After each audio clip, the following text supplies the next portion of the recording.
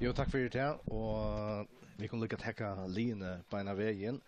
Heimalige er således manna at Elias Rasmussen i malen, utespillere Hannes Jakobsen, Atle Gregersen, tar avgjørelsen nummer 3 og 4, nummer 6 Froe Benjaminsen, 8 Heien Hansen, 12 Salo Vatnamar, 13 Erling Jakobsen, nummer 16 Hans-Jørgen Djurus, nummer 19 Soren Ankel, nummer 21 Gerst Hansen, og nummer 32 Adishi Nallaval. Og Johannes bare halvkjøtt som man borde mest i beina veien her siden tvær største manns, ganske flere enn til, og bunchstund av Vujinch, men særlig legger man mest til Filip Georgievich og Hans Paul Samuelsen, men det gjør det reisen jo i tilsnå måte Kaui. Ja, og det kanskje tog at alltså Bagge väljer att häva ska man säga stärka men en kanske inte så går i alles personal men går i varje personal så som utgångsstöje det enaste är okej ja och så häver han så två ja man där runt like att do på och till att sätta in alltså då annars för så jag skulle like för fram och att det förskäljer men att Atlantis är grejt att han väljer kanske det triggerlösningen som är i varje spel bättre än att Hans Paul in och have han in. Men annars måste jag säga att Hans Paul har haft ölla trouble och är att komma mittelnar först i Ettelvi och which Kalin här George vi större mån har vi brukt så. Det är en rundaligt och Hans Paul är ju alltid varit en av de helt stora ska man säga offensiva likar och i första kopplet men hej vi fjärde måste ta spaljan med Barcelona att så väl. Men i år har det vuxit vi så det trouble så att vara mittelnar först Ettelvi.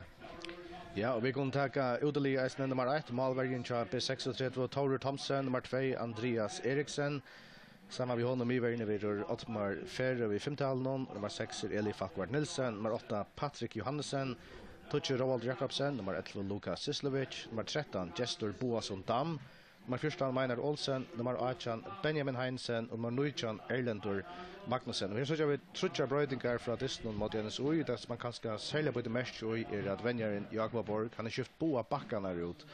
Det kanskje at Alex Mellemgaard skatter, men Høgne Estor i færen av bunchen og sånne ungespilleren Erlendur Magnussen er kommet inn av høyre bak og Jester Boasson for å spille venstre bak, og så kommer Benjamin Heinsen inn av kanten för Christian Morrison.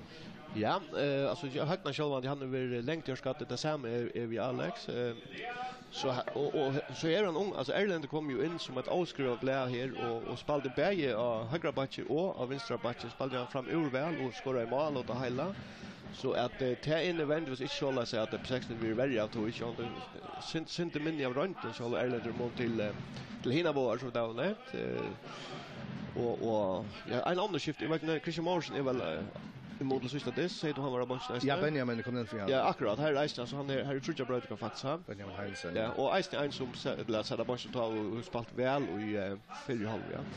Och i halt det att på 6 det visst att det här var en avsöprat du själva så unga människor som ofta kommer in du känner där så väl du shader nog ofta att det var själva men det visst och så sker det något steg till så halt jag lugga väl att yngre männen har måste som står här var klara sig otroligt väl och så ett avert på 603 till en miner som kom från Vänstercell han har spelat listor till faktiskt en öle spännande spelare så tjå öle fixer dribblar och tårar på av och får sälja inte bara en bosslitter i stora mån men en spelare som öle kvicker fotfilmer och också avert jag hade att det nya så vi på 6 så halt han klara sig väl manglar kanske att man kallar för ska man inte ändå slita han kunde kanske skåra några normala träd men här öle det går en likar i spel och honom och kan han bli en möjlig legal likar här ute för 6 jag vet där får det så tjå med nu Golon Lars Müller han för att Bruksladisten igång till kvarja löta det blir Vujingur och ska bli distan Salve Vatnamar center ensamma upp i min vi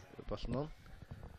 Jag skulle säga att Abonch den chap 60 är Erika Malverin Rojens och så var Nutche Hans Agnarsson 16 Bjarten Pedersen 20 Högni Estrøy 4 Magnus Holm Jakobsen och 28 Christian Morrison. Och här är då allar bäst och Luigi att spela fotboll till det flott sommarvävor och gå till det. Solen är framme och till locka neckvar och skorar till ända distans. Så får det stund igång. Salve Vatnamar till Froa Benjaminsen och man i högre till högra backen. Gerst Hansen stopp till Hans-Jørgen Djurus så lite Gerst i bulten nian av B60 i hållna är det Laval och Andreas Eriksen i denna kapp och det enda vi att Laval vinner så här ett inkast ut i högre söj nere vi det som bara skåra skojlier Och det är näka från brottstäger marschen. Gert Hansen kommer om att ta till. Där flyttar folk in och i P60 brottstäger han kastar så oväntat länge så han kan om man vill. Tvåda bollen in där. Ser ett nytt spel Gert Atlas här till. Tjus är gå stunder till det. Det kommer 5 mans in och i P60 brottstäger, 5 Vikingar. Vi känner det väl in. Vi snittar vad gör det. Här är det Vikingar för Fatron men så är det Eli Falkvard Nilsen och i Rota Borster och bollen för Rotav och han för akkurat i rum Milingna och ut och i högre så ju inkast till Viking. Och där blir det att Gert Hansen höger bakgrund och vi ska ta det.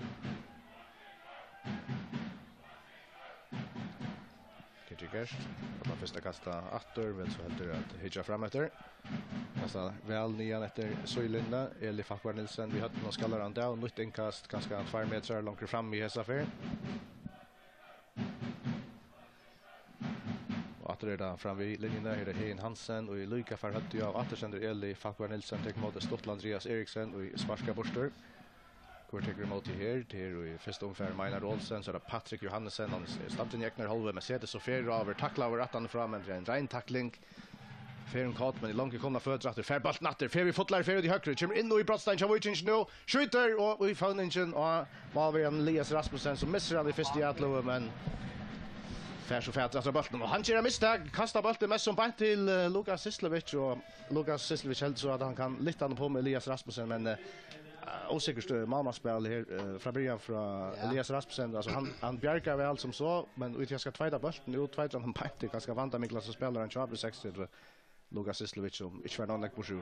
Nej, men han så ett öliga gott drive och Patrick Hansen han hes som jag av very soon job 60 det som hes med mina och för att lämna där och visar att han rann hennes över i ja. Vinstra backa timon och kommer till skott men skott är ju en öliga spux så kan alla inte gå härifrån men Elias ger så en retur fänger så bollen åter och så ska han sätta spelet kött igång och räcka pura ska efter. Och det som ofta är ganska Malmö onkel första året spel ordentligt att vet det är inte öliga gott för chans att jag började det ganska med en sån fel ja men alltså så spelar väl och sist vi runs och loppa bollen i mål men jag kan inte så att det händer inte mer det samma. Nej.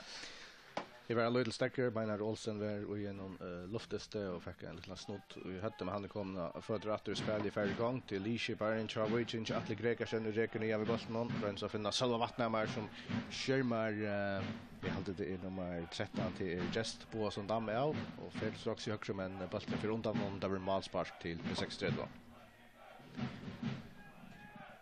Därför Malvärgen så B60 Tor Thompson attacka. Viking kan där tar standa framme vid 2 och 3 man och Sergio för att B60 var inte kontakta där stort och till att testa där gärna välja bitcha spel upp här återifrån. Där nöja där att la nöja Malvärgen har B60 Tor Thompson att sparka bollen ner mot Mines man gör nu. Här är Hein Hansen och vinner han.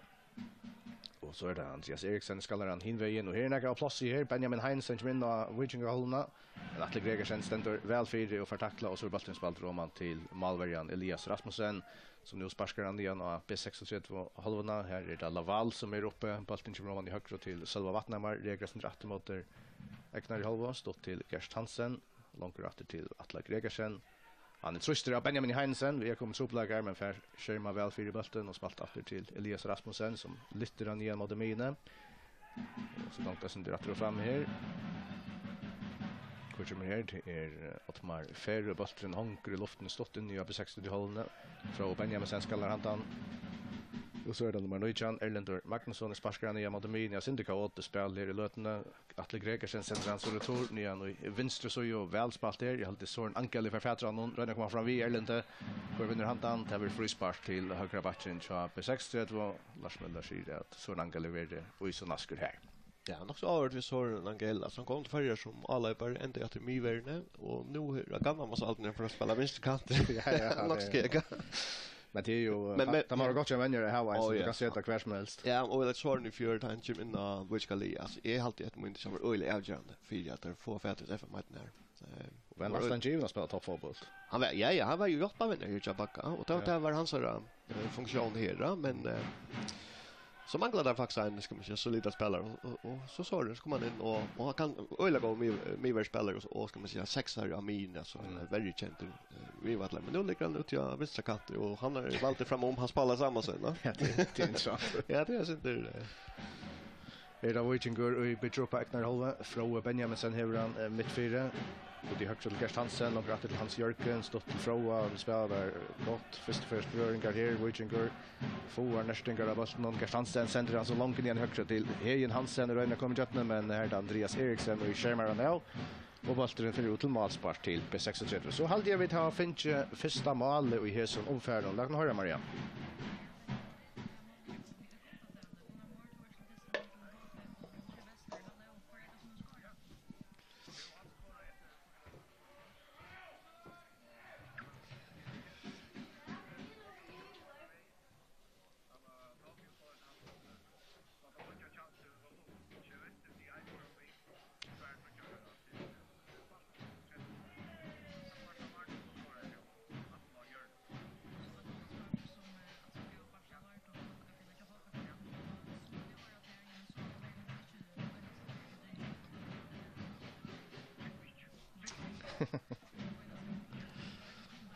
Ja. Man säger att det är ganska en plikt. Läsla ganska till hobby.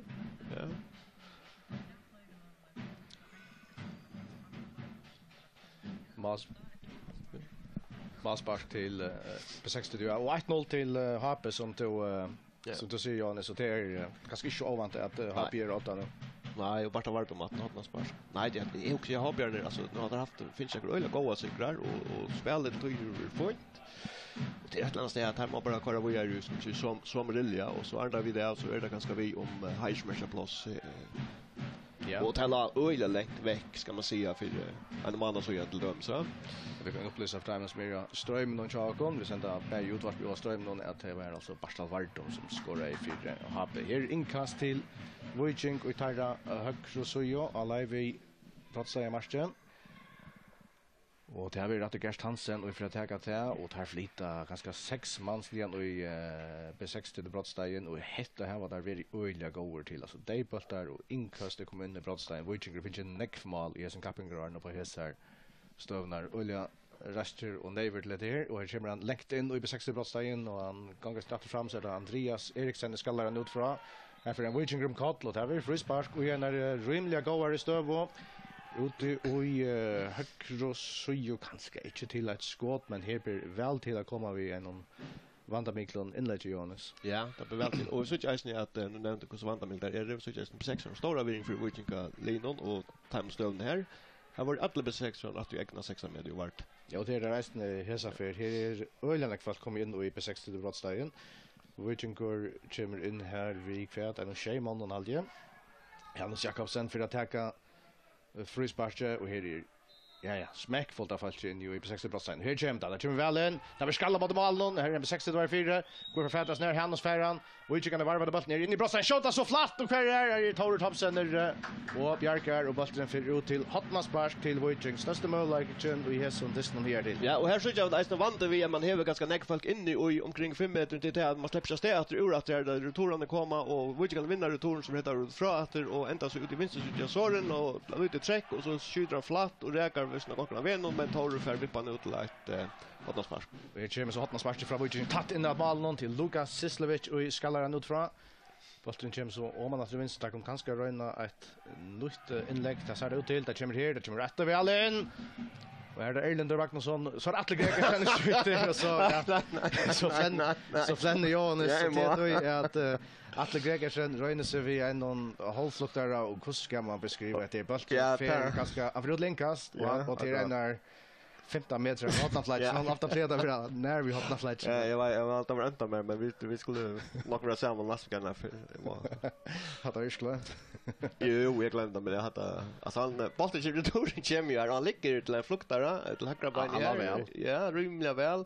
Och räkar för näck in i innar så in i ska man säga resten så att istället för modmål och så för framål och offensiv alltså ja nästan benen rätt ut för här han stod där en shade.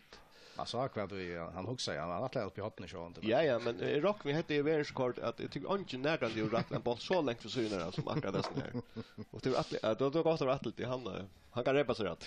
Det är några mycket att höra det. Han bär fländer och ristras i hatten och det så inte.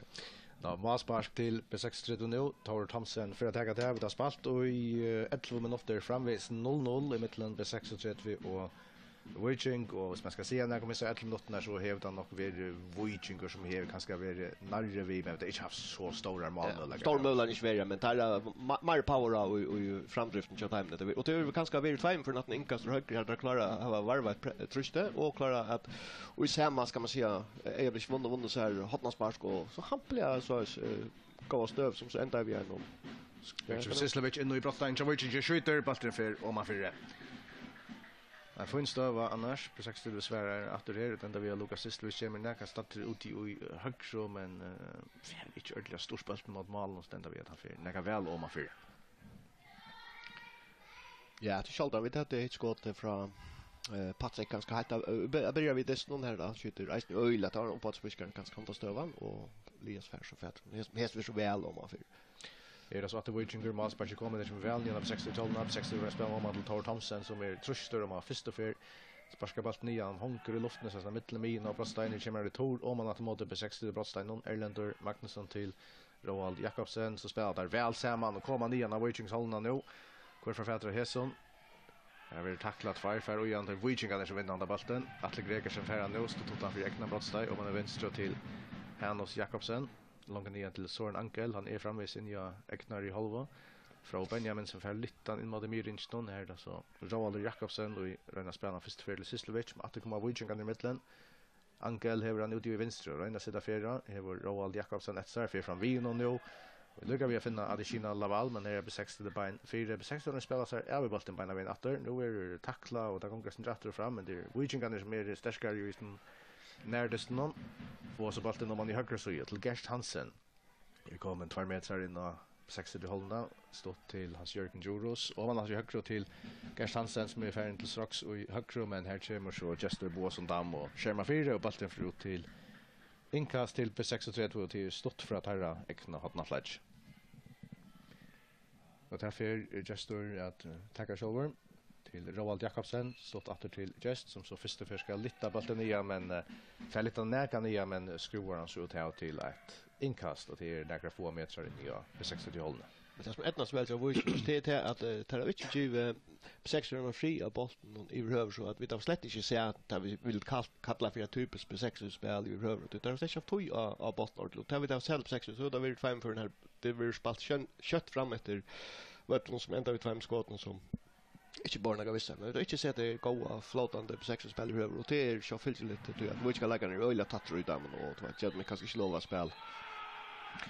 Och här är så frispark på 60 till Atle Gregersen som är vår nästan tackla Lucas Sislevich och Karl marschen till ett gott kors men han släpper resa för Lars Müller och det är när touchmeter in i Vikings hållne och ju vänster så ju Roald Jakobsen för Åman här det är mest väl på 60 för att flytta ner folk fram så att man färd och finna mot Broster marschen och så Viking vi tälja ganska när 5-6 på 60 var det som narskast Broster marschen ganska tjej Roald Jakobsen för att attacka det är inte så långt fram för mig kanske när touchmeter ut ju vänster så ju där kommer vi in läge här och det kommer in i Broster diagonalt och när finna att man färd och här men här är det Viking och är starkare Erling Jakobsen skallar han och Laval tar emot det. Och bollen för ut och tar inkast till Viking.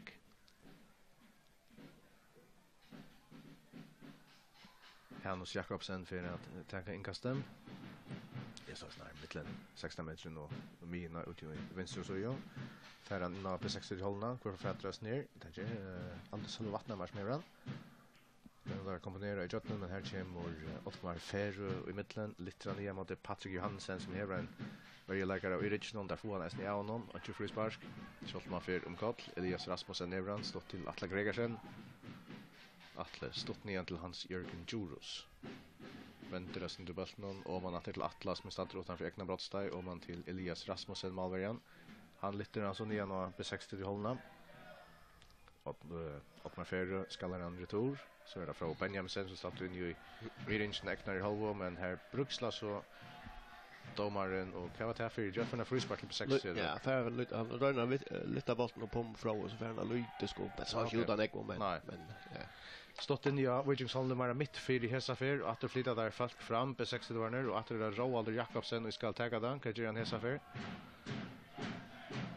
Vi kommer där lite så att in och i brottstegen så Wikinger här är där flyger upp och att en Wikinger som vinner och så där Froe Benjaminsen som rotar borster Laval för och i första atlo men Temien Jinjanish no goal så bollen för ut till inkast stått familjen och de högre så i 6 Erlend och hela långa tisdag. Eli Falkvard Nilsen stått till Roald Jakobsen som nu kommer in och håller till Wikinger till Benjamin Heinsen Sislovic är in i Miringen till Meinhard Olsen som väntar väl vid någon. Och när finna en villägare men för så självor kommer för Saxon i högre ska så lite han i 4 men räkar och hade det Erling Jakobsen bollen för ut hotnaspark till B36 det är nog tar första i hästen det nu. Framvis 0-0 inte spalt och i 16 minuter. Ja, annars är det sån table som 6 och half first person ut i middel 16 meter här har vi ska lägga ska man säga look over på 600 till från där normalt att sent Ottmar helt att rum och så skulle han äta bollen 4 men där har sett bara en man och alla och så blev färdig bollen i 4. Roald Jakobsen tar hotnasparken tar kommer nu kommer inte någon kvar luft under Hans Jakobsen ska lära en tur men kommer bant ut att till Roald som möjligt för att röna sig och John han och så kom nettron för isen blockera för hesa för inkast till B36 stått från hotnaflatchen tror jag. Wikinger tror ju högre så ju tror jag B36.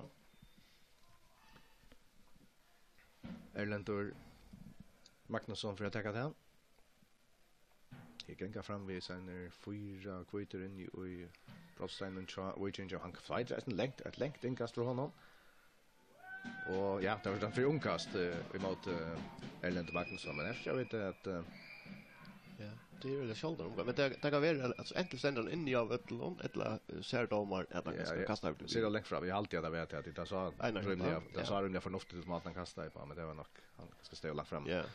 Wikinger teacher så inkast där missar bollen på 60 här han då in i Wikingsholm mitt 4 och man är vänster så ju till Jest Boasson Dam.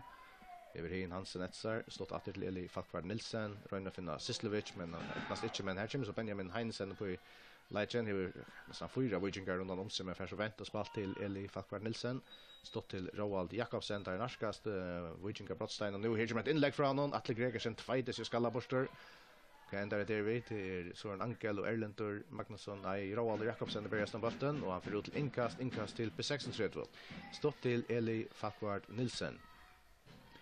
Han har finna några villägare här det kommer ett Wikinger bein och för att bollen ut eller kan det nej här kommer Elias Rasmussen och Tveitsen i och författarna.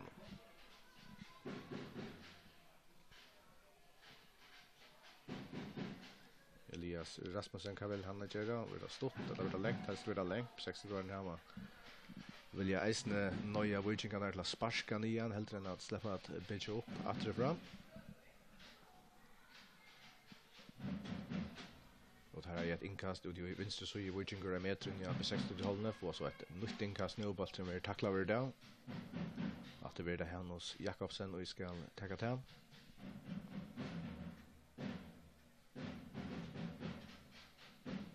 Ja, för vi så in här Laval och tar emot väntar vi bara någon här kommer så på 60 till beina Ottmar Ferre sparkar han längt nian och Wikingsholm är det Atle Gregersen det är nästan ensam att vinna någon att till Elias Rasmussen han sparkar första för bollen kommer in på 60 hållna Eli Falkvard Nilsen skallar han retur Erling Jakobsen färran och ska spela om han då i högre till Gert Hansen men han där kicks Alvering och bollen för det där inkast till på 60 nog så väl in i Wikingsholm där till shuttle Meinhard Olsen vi är till Sislovic efter till Meinhard här är två Wikinger kring han och får så bara now nästan så vattnar man sparkar ner mot på 60 hållna Andreas Eriksen första för och är det Roald Jakobsen vi plossar han spelar några åter till Erlend Magnusson och så är det Ottmar Ferre startar in i Eknar halva den lilla bollen när man i högre så ju till Roald men här är bollen skall ha retur så det Benjamin Heinsen till Meinhard Olsen som narskast Brottstein Wikinger vill gärna komma till skott där Geras Eisner men här blir blockerad av till Erling Jakobsen bollen för fram så lite inåt i Brottstein Wikinger där Hein Hansen och i skallar ut från så det Søren Ankel lite ner mot Mine får där fädras ner att göra det inte nej och till Jester Boasson Dam och Att och lite igen mot Vikinga Brossain och så bruksla domaren till spelare ligger skattra vart ner vid stäcker och det gör inte att vi höra att nu är rätt mål kommer också sen.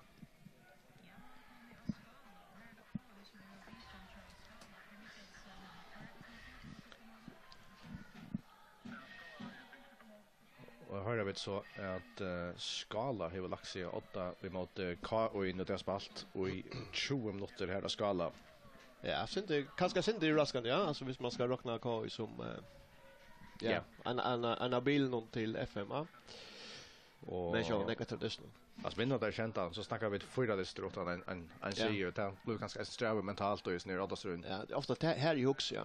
Man tar onkrat det mittelmoder så att alla man trackar onkrat så in moder än på Vägarlino men det kan öle kött vara kör man nu in en ringa gång det stitches sig själva att la vägen jag nog man missar trunna på att tänka på det men så finns det gott för helspelarna att gå sitt till. Ja men alltså öle tog nämligen för Skala som ju så ja.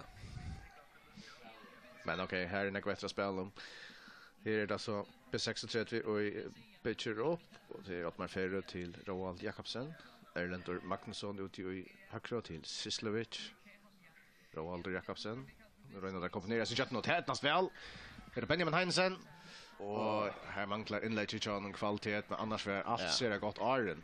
Ja, det får inte att man spelar så spelar man att de värna och så inlägg och Postel väl häver goda toy och till att som ska mätta ordentligt men jag kanske nog väl ut här är så en tvärman som kunde vara första rond men inlägg var inte nöktande i mån till det som får framan då. Så Elias Rasmussen och sen det var sparsen igen. Där att jag Tor Thomsen.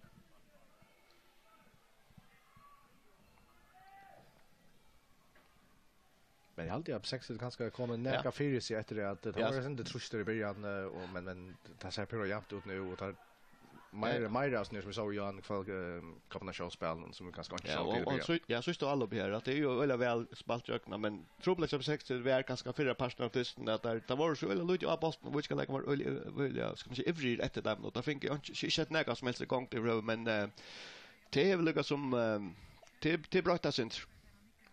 Ja, vi räknar där från en affär Sislovic till Maynard Olsen. Han får in i bröststagen, kallar shota, läckras upp på tvärs och här är Olja vanta mycket. Och här ska skanker vara ganska ett vetgrammar och en Patrick Johansen player så här. Ja, och ganska fler. Alltså det är bara Patrick inne tar Maynard att man får inte arbeta här kommer in. Det är faktiskt bara Patrick som är där och så kommer vänsterbacke Chester här alltså inte för sent. Här manglar det ganska inränningar från till de sista vilka mig var eller Roald eller vad det är som annars ligger framalia. Men alltså på sexan är ja. Jag får inte Jöggenbrot jag menar det här och bara fram om den har extra gott Jöggenbrot men inläggen är inte ordentligt här och kanske inte nog folk att sikta efter det för omfärden var bara tvärmas in i för bara att en in och det är kanske oj minna nej oj just är de av löva vända mycket Tordur kommer ut och upp med för och skallar men ja inte Jack så men man säger han så för att med varje spelare inte var det okej att vi Malmar kommer ut så skallar han ofta efter mål och nu så utlätt han kanske kan brest ja. Men det här är det samstarv som ska vara här i mitten och vi kan inte se här är främmande men det här så har vi just spelat samman flera år. Alltså här är helt över Andreas och Atmar och så Sean Taur som är ut och kommer inte för sent ut och Boyne kanske inte några i ta en kommer så monter den där gal. Jag vill pressa det alla val i här så för.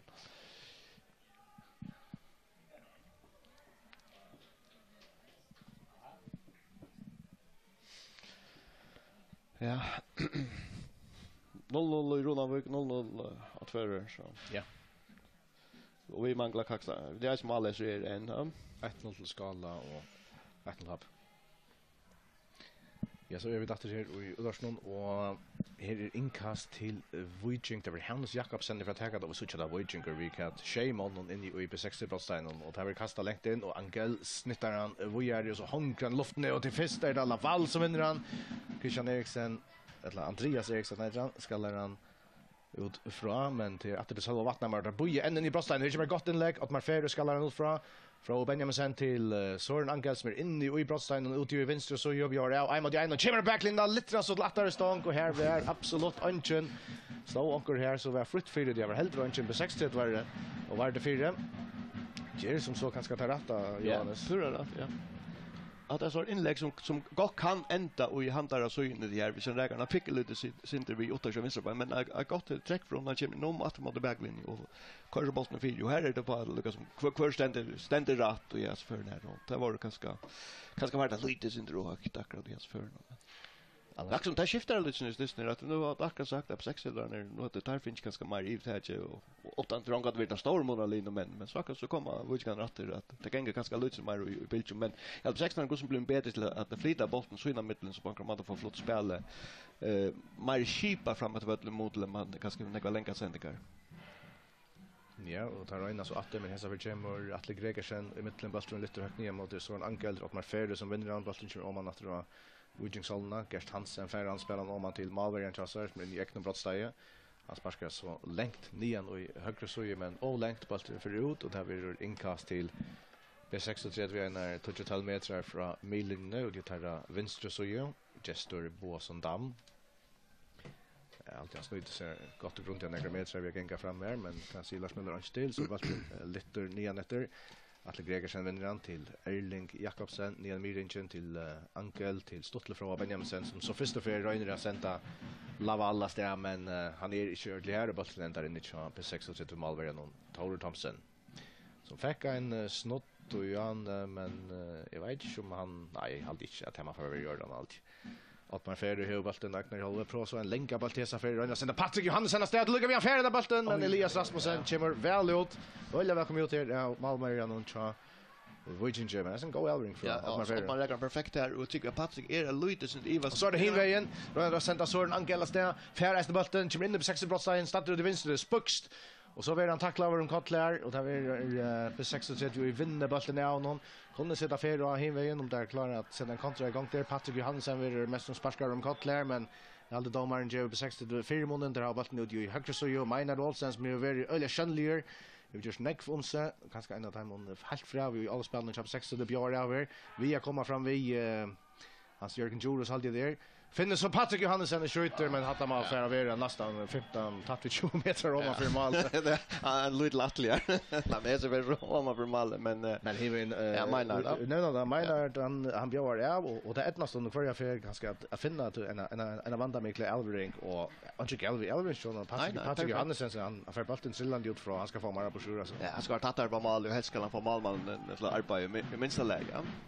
Men som nämner alltså han är som typ av spel är en sort avbjörande spelare, ja. Och att landa här till det Gustav så är alltså Stönblom farligare att han för bollen att så att han ja.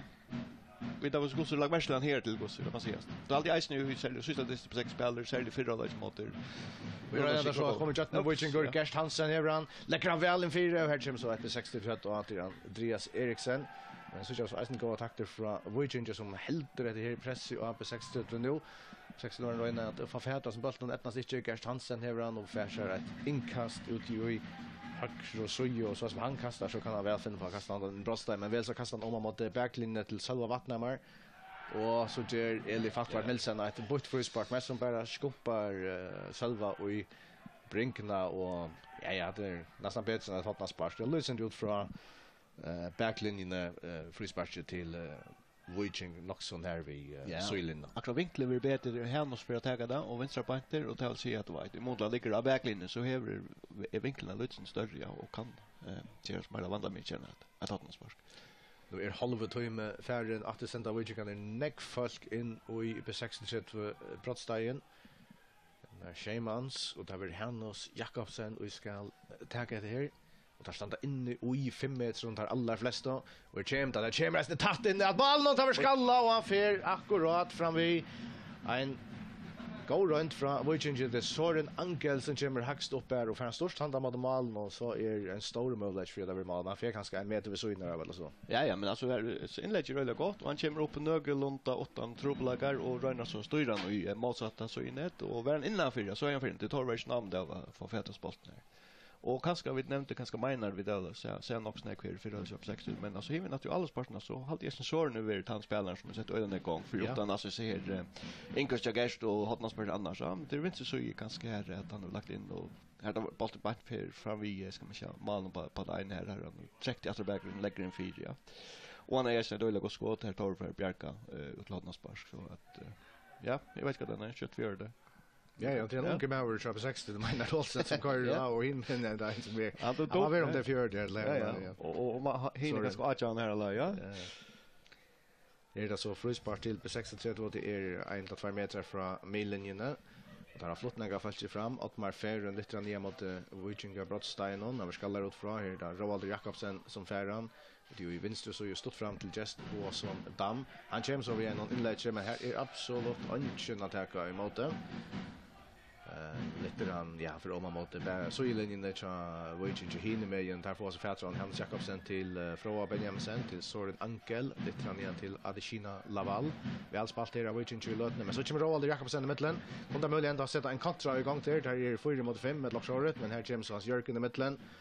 Och Vikingarna har finnit fädra bulten och natter att det Kina Laval ut i vänster så ju inom akkurat inte kom in på 60 hållna spelar Ludsen låg rätt till Soren Ankel väl spalt av honom skiftar så ju om man till Gerst Hansen stått vidare till Hans Jörgen Joros Alvin Schon och räka så en på 60 var och tar få så är fädra någon Benjamin Heinesen med kött lägger där trust och vinner atter Adesina Laval till Hannes Jakobsen fixt atter till Adesina Laval. När Narskas med 60 Brottstein och Littan under nu från Benjaminsen Ferran halt in i backlinjen. Akkurat ja Rekus ur Brottstein.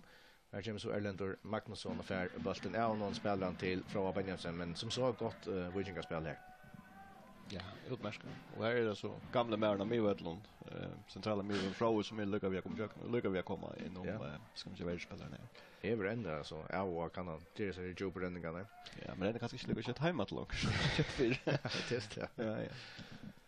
Ottmar Ferro och Hevran, vi var i en Chabe 60 då, stått till Eli Falkvar Nilsen, har satt in ja Eknar Alvas under Miringen till Sislovic, som har några platser, och man har vinst till Just Boasson Dam, som är kommit in av Vikingsholna, stått till Meinar Olsen, stått till Sislovic.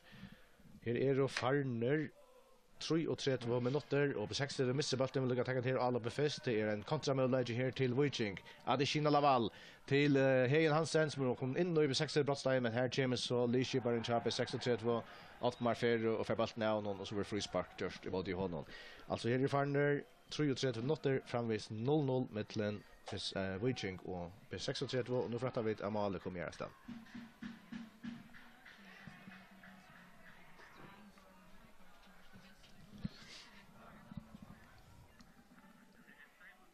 Jag på streamer, jag lagt sig 8 emot den så vi hör vi nu.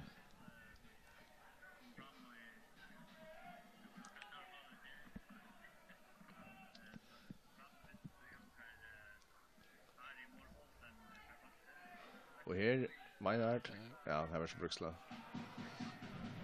Men så jag går för Meinhardt från bollen så är det något som händer fram efter och han för in och bjar av att ta in här och i alla flesta förn så känner jag alltid han ganska fick ska man säga bollen och handen i hans förn fick han 4 på skjut och över fläta.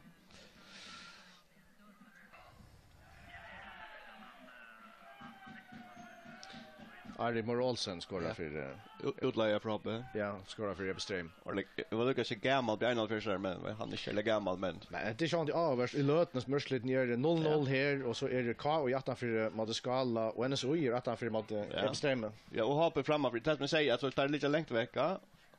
Och för det här spelar in i Gerda Jonchum häsa stövnar halta sig ja. Och tar spelar i alla här.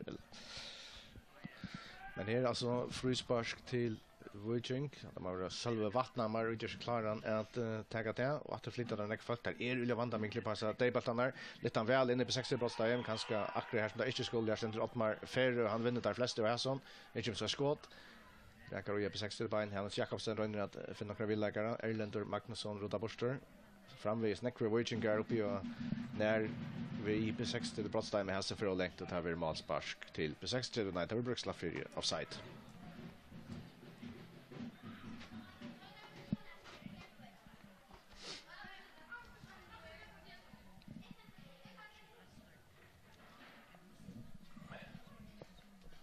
Men jag är neck folk klarar. Ja, det är väl neck. Ja. är spännfullt att sända alla runt om majsen, ja. Ja, vi skulle ganska vi tack för det kom att men vi skulle nämna det här otroliga kvällen till fotbollstesten. Ja, och 0-0 och 36 minuter är det farner. Jag hade inte vid tjej och Nej. här har vi inte varit näck för målmöjligheter. Italien så är snart 1,5 till Viking och inte ärkliga en upplagt tid på 60. Nej, släkt men det var så jag lukar väl till att om så männen är till ströje klara, så här är det igång och det är väl när det reis ner till tojer har haft löter här och gå alla på över. Men alltså det du ser att män är i Hawaii så är det bara vägen här att du är det löser man vi på att imot till att det är väl så det så att det är det rena antifotboll tror jag att man bara trillar bollar och allt på det säkra och ja. Men hästlin är det som starkt att det är ju öle lätt att ska man köra bröd ut jöknen i hövd. Men det är här så det har rätt. Då ska man kunna säkert rätt mer men tutningen av ursten ger väl till också vägna att kanske att vara det allra sista ta manglar och kanske är det allra sista ta sidra bunchen och jag får kanske skapa större och flyre manliga än det vi här till men ja annars antar jag så allt det var god. Det var Viking sitter att alla begång med att missa bollen ut i höger så så vattnar man Michelin med han och Gert Hansen alltid där. Det var inkast till P36 Gestor Boasson Dam för att ta det en touch med familjen i där och det vinns ju så ju tror Udolinon. Just från natten igen och Brinken just Sislovic i fast spalt väl till Maynard Olsen och det är ett temposkift här och så blir en och allt och hör tackling gör det här då så Ulla Lars Miller tar gula kort ur Lomanon för färs vad det här kostar Hein Hansen färda och tamma vara till just mot Lukas Sislovic alltid så alltså vad för vi är ju han vill så bruksla konsum så ju på 60 en firmon och detta sätten det att Maynard Olsen var färnas där men ja här är lite stäcker det att Sislovic han sitter framvis och i framtiden att nu åter mål kommer.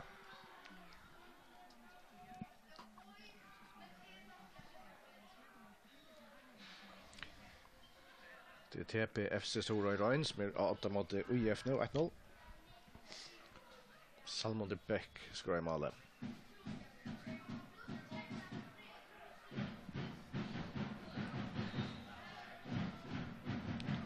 Men här är alltså frispark till P36 som flyter så ett falk nian av Viking Salona. Sitter fyra mans av brottstøya marschen och så näkrar meter utanför. Det kommer där från Roald Jakobsen en fin boll från honom. Här är flyer uppe och för hämta han Sislovic röjna få men det är Viking går för en ut från och så kunde där sätta en kontra igång där tar det trutcher emot fyra i lötne att det skulle vara väl över neckfa för ska den Elvis akkurat kan ska långt ut men affären och kan så är det med gott inlägg och så att det möjligt själva vattnamar från Benjamin lite att lattarstång här då Ottmar Ferres som är uppe och han har skallan och där till hoppas. Ja, viktigt att Ottmar gör kommer till nära. Ja, gott alla provision. Ja. Shot konter och inlägget kommer så här och Roald är så att det är för sätter eller växt till bollen i 4 att få in Elving i 4 men nej han Ottmar Fer akkurat hoppa upp och bantan att låta spars. Ja, och här är det Vikingur och på det frasa där får ju ett shot all up som ända i vi är från Benjamin lite mot i attarstång här är öliga när vi det blev till lockors med Ottmar Fer över Hackster och skalla igen och det blev hotna spark till Viking som återflyter neckfalk nian och i B6 brottstein och till nära att målen där kommer in i 5 metern och det kommer att det ligger en rymliga tatt det vill skalla upp från additional Valtik mot knalla till första för Hans Jakobsen kan så isen röna sig men vill så spelar och man i vinst så jätter till Selva Vattnamar som kommer genom nutchon inlägg in i B6 brottstein Lukas Sislovic fan ut från första för och så för att fire spelare om Kall och i halde där vi bruksla för det frispark till Viking, jag hade det Erland, nej, där det Eli Falkvard Nilsen och ger frispark emot Selva Vattnamar och det är ju en gåare stöv och det har också så väl Viking kan det med att lägga inlägg in och i brottstein så på 63 det är ute i vinst och så ju och det är ganska upplagt en högra backen att lite in här så tar vi averande kring på 63 brottstein Viking kan det. Och här är trubblet som på 63 att man flyter sån eller allt följt åter av välja. I skiljer bara det gör det men trubblet är att vinna bollen eller att sparka väck så fer han alltid ut till en motståndare så klarar det varva att det truste som där får vi att han att första att sparka att så eller inte på 60 komma ut ur att det ska man säga väldigt stund tar man bara lossa väck och man organ att spela fram till öla trubbelt. Men jag skulle väl göra det att vita så finns lite att Ja. tar ju trubblar vi det på så. Vi kommer da, frisparket, så du vattnar med for å ta det. Han litt velen, og her vel i seg av Tore Thomsen, og i leder bolten færre av hver av la mot de attere stånd her, men vi er ikke ordentlig en vidkjenker å tenke, men ikke galt vi innlegger som så, men vel i seg av malverden av 60, vi leder færre, og det er vår malspark til P36, og så gjør vi at nå ligger atter en spiller i skatter, vi halder atter til Eli Falkvard Nilsen, det har väl sagt alls, just det att från tar man då väl slagsmål så lik man har själv resten. Ja, men alltså nu något jag hade som 16 har vart rymna väl fyrs nejbotten det är inte kommit en helt stor målmöjlighet på stort. Ja, den största målmöjligheten mot ett inlägg det var att fråga för att lägga in fyra lattarstånd kanske någon kan stå här och man smakar fyr. Ja, här kommer next mål. Inte gott och en här framvis 0-0 och det har spalt och i kött 2 och 4 minuter men vi har det att det kommer mål är stan.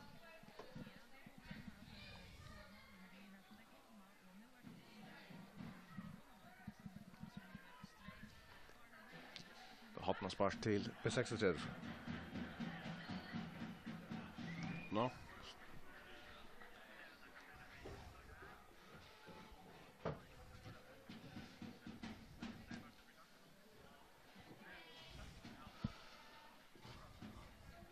Till Lebeström. Skorar vi brottspars i hesa för 2-0 Lebeström. Oj Ronavik, här kommer han spars från Roald Jakobsen. Meinard Olsen. Skjuter och skorar till 1-0 till P36. Meinard Olsen det var lagt P36 i 8. Det var hotna spars till P36 ut i högre sida. Där kom så där ut fra och stort utanför brottstegen mitt för ständer Meinard Olsen och vi är en halvfluktare högre än bollen och i Vikinga mål och han har ganska snävt han spelar en chapa 36 vi har just det bäst i alla spel någon. Och nu färran så eisne mål ser ut kanske att för blå en funkers när inte spelar. Ja, och det som hever manglar kanske man tar som i 60-11 det kanske är att allt det som man ger till han kommer framför Mali över fralukt och då manglar det men detta mål detta var ett helt otroligt flott mål och till ända vi vänstra bein han så boltrar han till och han försöker gång ut efter målvärden alltså den röjna flaxar vi höger armen men han räkar han så jävla väl just ner och färran så dyka is ner och ja så fick vi det snacka om alla nu nu är vi glada en eller 2 minuter efter och vanlig like to in Maria skulle då göra det lite ner.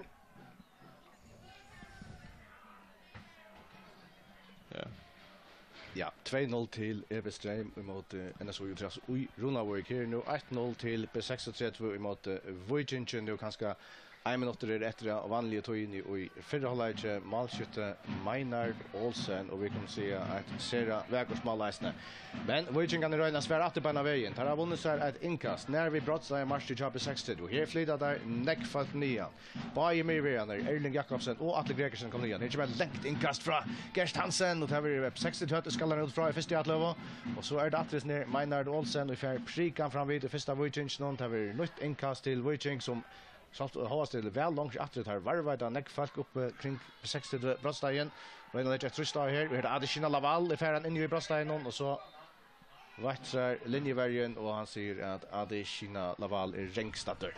Ja, men också i stövan och alltså visst om det helt så skala för tror mot det och extrem tror mot Ronaskinkorna så ser utlätta röda tungt jag Nolche Wester som är att han får gärna mål i hans just vi prat. I toystrun men i hässtrun här är det bara toppspänning grej måste jag. Ja, Uri Charmashi 5 och 4 nu som där börjar klockan tror så för inte vara så nekvetter att nu håller det har haft några stäcker så det kanske inte så löj man lägger öppna för en ganska 2 minuter alltså att vi har haft rättliga fritt att stäcka spelare har ligga inte några jotedister som så men det är färdigt stall man strös för det och så och få den några snotter 60 här från Ekner Holver Roald Jakobsen väntar elegant i varsnån och så finna Benjamin Heinsen i mitten snart ett nästa han spelar nästan väl vi är till Erlendur Magnusson som sparkar något Vikinga var inne bollen för och ta inkast till P6 vi tar det högre så ju stått in i Viking Solna. 16 här var bollen in i Vikinga men missar så och tar norskast milen nu which kan Hannes Jakobsen kommer in på 6 dollar och så sända Laval stad ju vinst och det enda nästan för att man för glöjer och så bjöd Laval är norskast kommer in nu i Brastein nu men det spucks och han är ute i vinst och lägger så stort och fradel Søren Ankel han kör en inlägg till Attarstång här är Gestor Boasson Dam och skallar han ut fram men Gerst Hansen till emot det kommer en nutjon inlägg mot Attarstång Laval och han för akkurat vi så inne om all någon jag vantar Mitchell utsagner från Virginia gott inlägg från Gerst Hansen ja öliga gott inlägg och här bara lägger helt att rum och mitt jag lyssnar om inlägg kanske inte här mot till som fråga till Angel för det så igen och att det här är en gott inlägg helt att rum och man kan inte nå ut det bollen här kommer Laval flickar en luft ner och lägger akkurat så där. Men tycker vi att målet som kommer för Gustus reagerar till att det har mer power och i Örnhalla ja det vill ju man lägga mer för inte tog det och slett inte är det här att det var spalt och Berli skulle då på pomsidlingar och kontra annars jag hade ju tar av det kanske ha där vi framöver på 6 sammanlagt men det är jag snackar man jaunande just men alltså vi ska lägga en halvtid av så eller gå upp på här till Disney men manglar kanske nu får den här Laval han nu är ju schon läkt väck han gott att det var en ordentlig stor chans affär gott några lusens push 60 det lägger inkast 9 mot Patrick Hansen han är norska spärklin nu helt nere vid hotna flatches så detta men för inte frispark vi kan ha en i Ekne Brottstein Stottle Elias Rasmussen lite grann mot mine här där Laval det tar emot Quartex och nästa det här Roald Jakobsen chapter 60 eller Fackvarnesen till Erlander Magnusson den lite innan Vikings halvna men här är Erling Jakobsen och så är det Hannes Jakobsen och så pratar att sända Laval stad i vinst ju han och Ottmar Ferro i Hesafjord Ottmar blir väl starkare det är han ganska värre flyger Ferro det tar bara flyger Ferro kommer till att renna om kapp och ända där vi där ett inkast till Viking stått från milen ut i tarra vinstro Sujo. Men alltså 8-0 till B36 vi mål från Meinardi Olsen tar vi 3 och 4 minuter var farner till var en halvluktare som säger att ser det väl det ser det väl mål och han skorar det. Och det är nog för att tala om sekunder jag sa inte skälter från fjärde domaren kan jag säga men klockan säger tjej och fjörd här så därför sätter vi det halvläger. Sislovic och bollen med Gloyer kanske är bästa Gerard Stoyle men kostar inte lika extra att göra det till honom.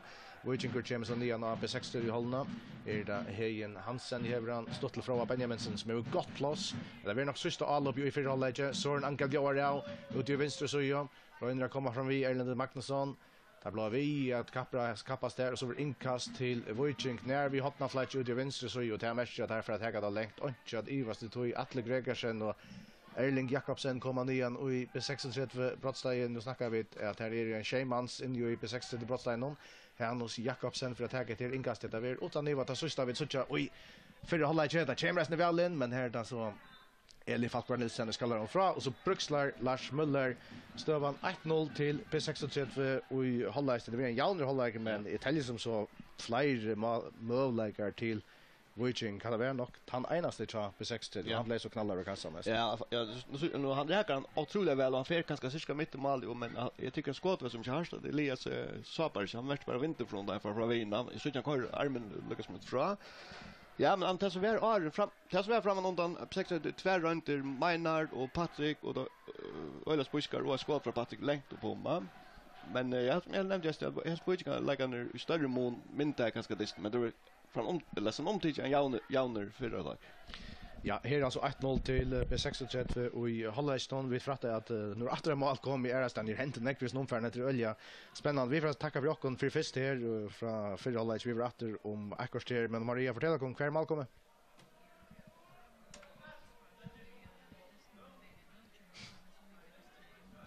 Brottspark vi Lötchen vi sagt.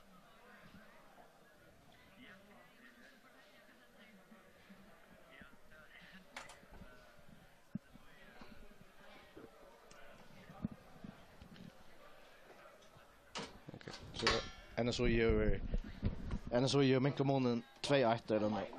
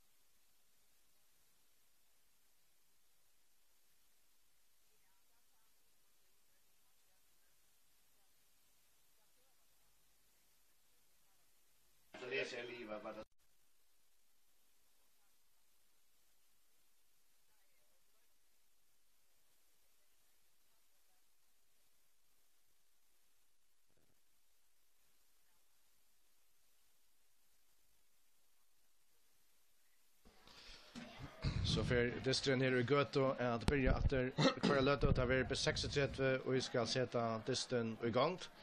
Lukas Sislevic för att sätta det igång så är spelet för igång. Roald Jakobsen för ner och Eknar i halvan. Lite grann längt nian och i vänster så ju. Gers Hansen för han. Onga brötingar alene är vi hålla ett någon. Så där vi räcker sig utroligare det som så är Sislevic till Benjamin Heinesen till Andreas Eriksen. Det gestur på sån dam. Jag går Alvering, hans Jörgen för i mitten där. Han är nog så kroster men har spalt. Och det var bara en spurning om tog om detta helt så här så får man nog så Berg, Hans Paula Samuelsen och Filip Georgievich komma in för Viking. Jag ser att vi Örtans Allops S watch någon här alltså på 60 Sislevic. Till Patrik Johansen över Ölja Vanda Mitchell senast men här får han inte bort sur Malspark till Viking. Så jag att det är trubbelagen är ju Nico spelaren det första nästtigen att bollen för åt han för långt väck från dem och nu kör den uppåt va. Större mån kanske också om bara varva bollen liksom tracka och antaget och så fick jag så cirkulerat.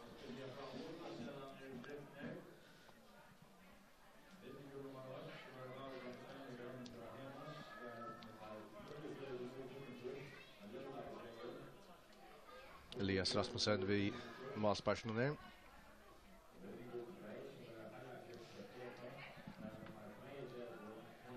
Och inkast till Viking.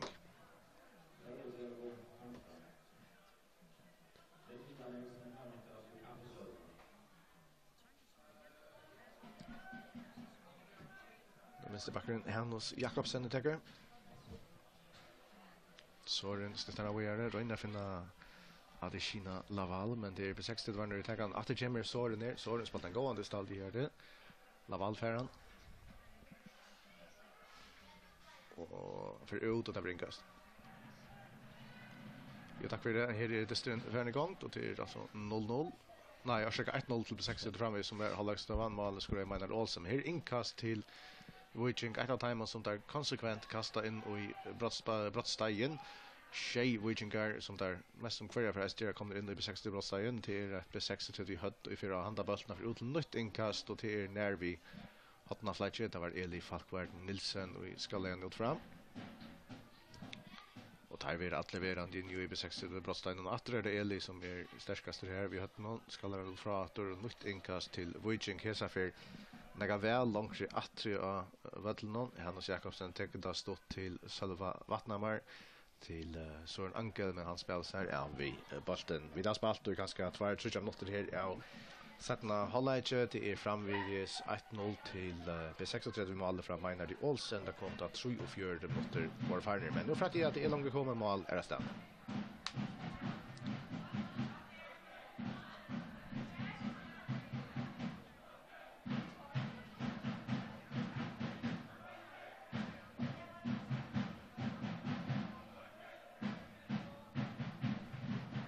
Pratar vi att det är 2-0 till HP mot 0-6 Väster. Här är det på 60 Sislevic till Benjamin Heinesen. Till Eli Falkvard Nilsen till Maynard Olsen målskyttan. Och han har bjöd av med som kör framför bollen med hesa för ett nästa inte väl chanon. Och så Röna Viking kan rätta det sända Lavallas där. Hesa för han emot Andreas Eriksen annars det har smartast vi upp med Ferre som är väldigt efter honom. Att till Gert Hansen och så Röna där att finna Hejen Hansen till ett som så Eisne väl kan det komma med inlägg här. Nej, han vinner så här Lafern har haft spars. Nej, det får han inte. Men han varvade bollen. Det är fler kvitar rättsar och så vinner det bollen av någon till Eli Falkvard Nilsen det vinner av någon.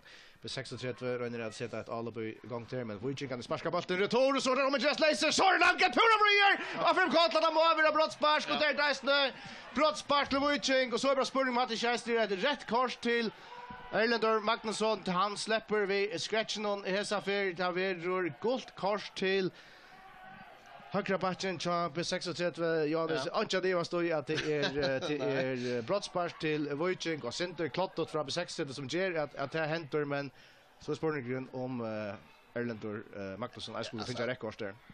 Ja, tillägger vi alltså vi sen tänker han så skall det nog med dem affär så det goda men det som är ohappy i häsar för B6 det verkligen det är att bollen kommer Lucas mot fra efter och en B6 det heter han själver att det till såren som är längt innanför eller längt några meter innanför och så är Erlend må han ta kapten där.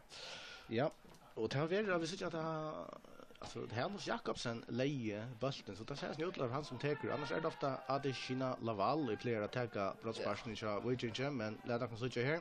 Brenta sista att ut det gränst. Ja. Och här kommer Hannes till bulten Kajera. Skjuter och Tore Thomsen Bjarkar. Malvergen jobb 36 Bjarkar vi högre hand och bulten för ut till Hotnas Mark 2 se. Vi fotlar det långt ut till stancherna. Skottet la rymliga väl ute vid stancherna men det är alltså Hotnas Mark och tar vi brottspark skytten Hannes Jakobsen det ska ta det här. Hotnas Mark och nu så spår om att släppa ta det om att det kvar till linjevägen vi signalerar och spelarna kommer alla rennande i Åman till Dolmaran och linjevägen som nu tossa att dra fram och visst det är näka vas så kanske bara Ufran ska ta om att och ta särta faktiskt ut till han släpper. Ja, och det är väl det att Tor är alltså han lovar flitas ju Arnskottet men han är inte lovar för fram om alltså linjerna. It's to elite mest att han får gjort det och lägga sig och normalt är det acceptera att man ett annat ställe några centimeter ut men i hooks jag vet men det är väl det han dömer för och hans för Armstrad. Okej. Ja, jag inte ser rejält kvärt av men det är inte jag stod att brottsparker ska tagas om att Hannes Jakobsen brände den Tore Thomsen var ute i fotlar långt och tog den. Men det som heter så är att brottsparker ska tagas om att och det blir åter Hannes Jakobsen ska röna sig och så man det åter Tore Thomsen man. Vi vet inte rejält kvui att han är dömt att tagas om att men som du säger kanske Tore färren fram omlinjen av Arna Shade. Lars Müller, domaren Brukslar och så för Hannes Jakobsen att till bollen skjuter och skorar 1-1. Hesafer och Svigalia trycker Tore Thomsen får i som så ju men Hesafer valde Hannes Jakobsen att sända bollen till vänster och så är Janlaker 1-1 här i Göteborg. Ja, och Charles Verda vill jag prata om akkurat detta mål här och det är inte domaren som dömde Sean Linneberg och han häver resten bästa utsyn till det och ja, Hesafer är han och så bomber han kör motsatt så ju och lite den löds in det mer och Verda ganska mer än så normal man så hade och välbärka Tore lugga väl men Hesafer var en osvigla säkert Tore väl affärer som så ju och han så väl så kör motsatt så ju och ja 1-1 och för B6 är det inte gäller på tammadan att det som förd mål är så det att en B6 lägger för hött i år och spelar såna gal läsa innanför ska man säga att B6 lägger som så den att han och kommer så under han och ger att brottspark här som sist och han får det goda kortet och samma regeln är det väl där är kort som ska uppta det och en kommer här till men det gör det inte och nu är så stövan som där vi blir om man som man säger Guds rätt i past som är. Ja, vi snackar om domare out så kan man se att det på 60 version det tar ju över om att brottsparker ska tagas om att Tore Thomsen vägade men härifrån som vid så Lasita så skulle på 60 var nog väl kan vi toucha man så väl någon lötne tror jag att så långt är vi pura fri så som vi sa det i alla fall. Ja, han är läsaren är och till Erlend sitter så kommer rätt och ja, han är så just väl det är inte snacka om att det så man kan säga att det är synd för och synd mot kan man säga och men det så att det här vi skall straffsmatch nu hooks är inte så öliga näkvärt att alltså inte det för Tore inte så öliga längt ut för striken ja det ser ut som är vanligt ska säga brottspark och det försäljer och därför så sjön det ju 6 grinden är ganska att nu för det ganska blöa synd mer ekvist det som är efter att det tar är jag inte irriterar då att först är man ordentligt över brottspark är Bjarka och man släpper ner fångslättra och nej skickar sig Armstrad och så skorar där då.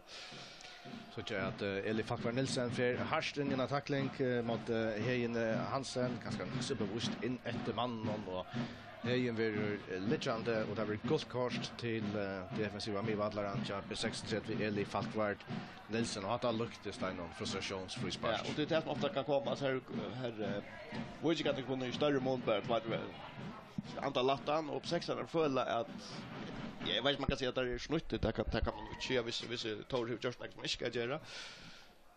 Så att white så är det är inte för 6 också ganska inte om man kanske är där häpnar att där framme ser det full mannar av väl. Men vi fick dramatik här från början och i sättna hålla 5 minuter eller så farner. Hannes Jakobsen brände först brottspark som Tor Thomsen bjärgaje men domarna mätte att det var uppgåst och räckligt för fram helst det Tor hade mätt den för ja linjen i chassar och så slapp han oss att ta att och ta sätta igen tryckt i målet till 1-1 och så kör vi diskussionen här så vi det var gast ta och ta som 11 till brottspark om högre bakgrund på 6 Erlend och Magnusson skulle vara utvärster helt än finns rekord tror jag som vi såg då så var så en anka så mycket fröjer att det var en regulär nejbremsa men jo dramatiskt där och det är för en gång dator in i midringen någon Viking kan där komma flyger för när hackar upp MP6 och vinna men så är Ottmar Ferro här spelar till Eli Falkvar Nilsen till Maynard som kommer in och halva nacha Viking här en Viking Gorich och väntar väl och spelar en öliga gångdist målskytten på 60 till Lukas Sislevic han för Katla men är tackling från Benjaminsen och hon ligger näka framför tar man tossar och mittelmejorna och 16 meter och det är rättliga mittfyra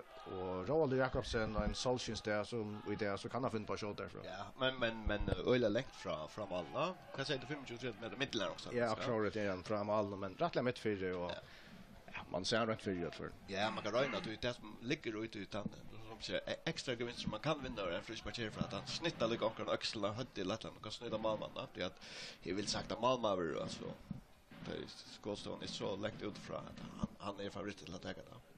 Men alltså att rägarna snittar några ettla är ett helt fablagt skott. Ja, men då ser jag en helt annan med att bjöa sig fram med till Patrik Johansen som att han kanske sända en kanonkula till att det så är som han ständer så som man ro att sända ett längdskott av det. Ja, du är också Roald och också ofta när man tekniker. Man har kan lägga en kel och på man är med kan man säga och men då vi snackar Patrik så är det mer power då. Ja. Här han bara alltså ränner och så lägger han allt i skott och så hoppar han mot det bästa. Viking kan gärna mankar 4 man stanta i mankar inte timon så för Patrik Johansen till bollen skjuter räkar och ett hött och bollen för inåt i brottstegen så Viking får han i backlinje och får rota borster nya mot Mejene och så brukslar Lars Müller tog att här är en Viking som alltid fick bollen i hött eller vad det var så Lars Sornegel. Ja, och ligger helt om hött så där är en stäckor här. Ja, men så jag det sparskar då. Så räkar han så och i muren och så detta bollen lyckas in om muren och så är det spårning som kvar. Kvar är det häpna fotbollsnar och helt för när så vi kan få men det kunde det samma då bollen kunde fatta för fötterna 60 där som så ganska kunde explodera vad gör men till ofta det har sett att man skjuter ut från att ofta kvärt händer att om man inte för beinlandsmål alltså är det en returer och kvar kommer han lite ja. Det kommer så första utskiftningen i det till Hejen Hansen som tackar för sig. Mi var lunch Viking Joe in Chimor Filip Georgievich för Viking. Ja, då kan man så se nu så vill spela ganska mer offensivt då. Georgievich är en spelare som häver outjudge station och i alla spelarna ska. Vilket då i Rovag of distance så där när Georgievich var öle går väldigt pass. Så inte bära så det är. Men akkurat utav vilket i handikappet så är han mer känd för det här diktnar alltså alla stickna helt väldigt diktnar. Är så Maynard Olsen bjöd över till Vincenzo så ju för 62 spelar 1-2 vid Sislevic för från vi en spelare trätt vill så skjuta men hesa för räcker han inte så väl som han gjorde för det han skorar i mål bollen för väl vi så in av mål men då är så inte Maynard Olsen och han ger för han träcker lugg spelar i vänstra kant och högra back man kan säga så och träcker för boy 2 och så prövar han att plocka till här men räcker han det här är han på spel vinner bollen av Gerst Hansen kommer in i brottstegen läcker han i 4 och här är inte hött och han kör på 60 då han fer fram vid Ötlund och så är resten Brukslag ganska onkel jag vet inte Benjamin Heinsen och just frispark mot den Viking inne men ja, alltså man ska lämna en mest är av 60 spelare så är det snär Maynard Olsen som ska skora mål det tror jag. Ja, det tror jag och så vi kanske kunde spela sin till Kapla Sisselchava. Det är inte han inte vill så är Kapla Roald dra inte så är det där som annars har vi tar som ganska jag säger det har mynta alla spel i Chap 60 ja men det är snär och knäcken Ronavik som har vet han som har ganska att mest är i spel i Chap 60 ja. en av Vikinger som bygger upp. Bulten någon i högre till Filip Georgievic som för sina första nästing av bulten. Det gör han väl. Han får fram vid 5 men på 60 var han röns att finna Laval men här sitter Andreas Eriksen i jötnen färbulten chips och nyarna Viking Solna men Alvin John O'Nave ända att ju Atlan Gregersen som stått utanför egna bröstar på 16 år trista högt men han spelar han väl igen till Ankel så spelar han upp på det bättre om man till Salva Vattnamar hever Erlander Magnussen efter sig och så får han skump från Salva och där frispark till B66. Det är rätt väl in i Eknar Holmo ute i högre så Roald Jakobsen ständer i bulten. Det är ganska nödvändigt att ta det längt. Vi kan standa så mycket framme och nojan till det. Vi har spalt nian till Magnus Olsen som nägar framme för Milinchen till Eli Falkvard Nilsen. Och här kommer åter Magnus men så kommer så en Ankel i mitten på 16 vinner så och någon här kommer där Jerokos. Magnus kommer in i Brostein 3 fram vid Einon. Så är det Patrick Johansen framme in i Brostein och skjuter med räcker och Ankel. Walter Frus Frater här där Benjamin Heinsen startar nya backlinjen nästan här Ankel Richnon väntar och kommer till ett inlägg eller Magnusson färran letar färra för ett inkast. Inte så långt från Brostein marschen och Vikinger. Benjamin Heinsen kan kasta längt och det är nog där igen Atlar det vill säga att Otmar Ferrum i varje Chabbe 63 som det och i Broadstein cha Vikinger. Det är en av timerna som finns neck på studior utan det kommer ja vi. Och kommer där och det kan resten jag hade John först men så för han hade John Vikinger och han för ut och det var hotna spark till B63.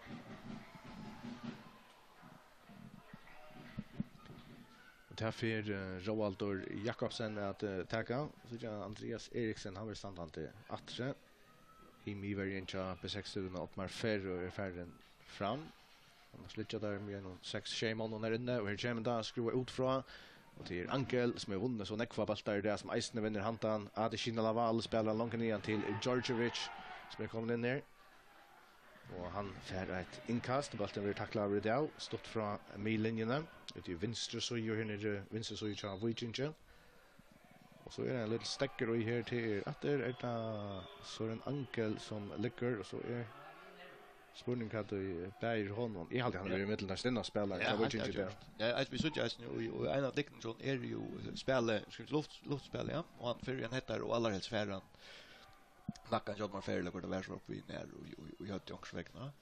Men så är annars blir brukt av Vikinger alltså han spelar en timme cirka och så vill han skifta ut ja det är så lägger vi att han är kommit upp i Arne Lutsen tror jag. Men han är väl han vill gå det och vill gå och vi får alla så vid att vi alla spelar så Lavinskant komma fler för eller några för att rum och få lägga bollen för ju och nej är ganska bäst runt match av Vikinger för alla chatten längst går där till först igen ut låtna spark. Inkast i teacher på 29 på 60 hållna och gånger sig åter fram och så blir sparkar och nian åter och för ut och tar inkast till på 63. Nej vi tar Ekna Brottstad marskar och högre backen Erlander Magnusson det där kastar längt nästan igen mot millinjen bollen för Iveron till Andreas Eriksen stått nian till Magnus Olsen som nu återför strax ut i vänster så är kom in av Viking Solna bjöar av Aimad Einon för fram vi nu Einon 2 och så kicksar Alvin John över trustar ut ganska Elvra och till så en Ankel för andra nästan så att han öliga gång det kommer i mitten Hannes Jakobsen för från honom och han är omtrydd på 60 år med varvade bollen spelar stått åter till Erling Jakobsen och så till Laval och här kommer Otmar Ferro som har haft rättliga gott tag och Adesina Laval i resten och han vinner resten ett brottspark inkast till B60 då. Bollen kommer nian av Viking Solna Atle Gregersen när det fel ring boy nej like gesture på som dam för han spelar långt nian så vill jag där han frispark där får det inte på 60 varner Viking grev bollen och till Georgievic väl upplagt så det för fram vid Trimo spelar och kommer nian på 60 hållna nu och man är i högre så har Andreas Eriksen ett så för Eisner fram vid honom han är runt att han fjärde spelaren och så läcker han lättare stång och Luka vi finner Soren Ankel, fantastiskt där från Filip Georgievic. Jag talade ödla för en 4 spelare som man reagerar över. Ja, och den sista för att vara smart rundan om mål så kommer inlägg akra för högt till Soren Ankel så den ut från vänster. Men alltså det är väl en allomkänd utskiftning vi Filip och till efter att han är bäst att han häver bollen att och fer och han ringer rocken ut Churches väl spelaren tror jag att akra man ligger ner i ledet ventilen då man vet inte kan man gemma för eller bättre. Och hvis man så glömmer hit bollen så kan man öle köttlöva lös nytt och det blir ja 4 på 6 där vi har så för det kan vara svårt. Så det är så en angel sätter här så finner han Laval och så han mot Andreas Eriksen och så vi Bruksla och här är Rängstö och mot Adesina Laval. Så utskiftning är en utskiftning från P36 och till en ja typiskt det man spalt Miverje Bjarne Petersen har spalt inte och batch någon så vad så jag han ska inför just på som dam så han för in och vänstra eller högra back så kan skulle som det alla klara Erland eller Magnusson i Roma vänstra back och Bjarne Petersen kommer och högra back men här är alltså framvis 1-1 i mitten Viking och P36 vunnit från högsta konkur resten.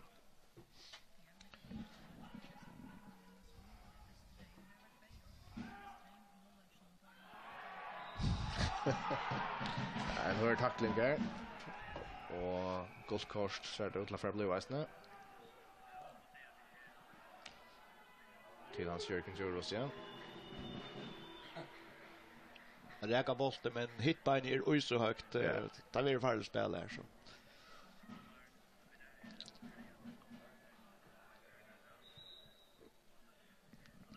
Att utskiften går nu är det Gunnar Wattnamar ska in. Ja. Och där är för Søren Anker eller Marcella väl han är helst trötter men han har spalt så mycket väl att spela i offensiv men Esten han har vunnit så näck och alltså liksom debuttar och så är in i äkta brottsteg att jag slaktar ta kan ut alla. Nej men det räcker då han är bekräftat till det och man vill gärna bruka han kanske i kommande distans så han inte kanske James så långt ut i möje att han för några fipsprung eller vad det motiverar ja. Men det står jag Gunnar räcker ju Esten Lutzen upp och i lastspel nu i varje person och vi vet Esten Gunnar kan skora mål. Ja. Så att det är okej. Vi vet att Søren han har det Uisarsman som han har brukt upp nu och så är det skillnad mer. Frispark till B36 Joel och Jakobsen för att ta den. Domaren här Bruksland. Hur kommer det? Ligger väl. Och här Elias kom ganska tidigt på bollen. Det är lätt för målspark ska vara ju inte höttan av bollen där. Men okej, jag får avrätta och ta ja. Inkast till B36. Men det vi så jag öl ofta när men alltså här man sitter upp där är väl halva bollen så vet inte om det är några vi heter det man kallar svävja bollen eller kanske feras och först så duckar han och så svinkar han från så så det kan vara sånt ting man vill att cykla lösna på släna väck. Att man för snitta vi gör det och så att Gregersen ska lämna från att man in att trippelstegen. Så där Roald Jakobsen skulle han sett i kör för en plats och skjuter han. Spelar han till Erlander. Han spelar han till Maynard. Man prövar att skjuta men räcker ju på en så rått man för och kan det här är Mullache och för av vi så innan men så är att linjevägen hej flatcher uppe och här är Rängstö var emot i halva Benjamin Heinesen men så bänkar där efter på det när B60 och där stannar klarar vi en nutchar utskiftning till Christian Morrison och inte ofta så lätt i B60 som kommer in för Benjamin Heinesen. Ja, jag syns undrar han har ju alltid varit middel där främst fotbollsspelaren förr men sett nu har kanske inte så eller så två kanske inte så är så inte och har annars är vi där var av Skavon och andra som kanske har förstår kanske spelet ju va.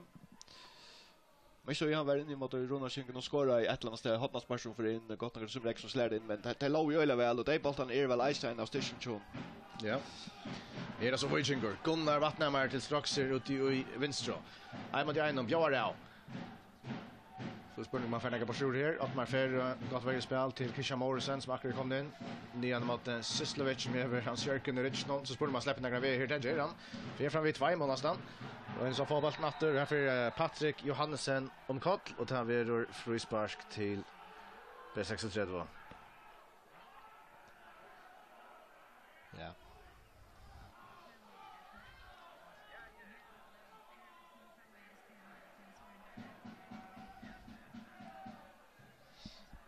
Han har stövnar där som är alltid alltså skala åt mot K och Epstreamer åt 2-1 mot Demsoi och TPFC Surroin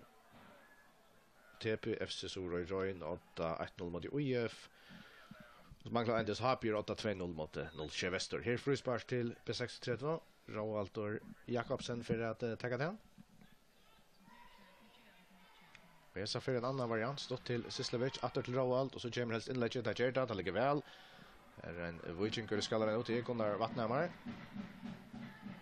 Fittler skräckvannar väl så Søren Ankel som just har gjort det här att ta mest av det någon vi olja ekvan skallar dem. Erlend och Magnusson har ett längt inkast. Kastar nästan in i brottstegen. Patrik Johansen så är han fram kort. Han dömer brottspark till B36.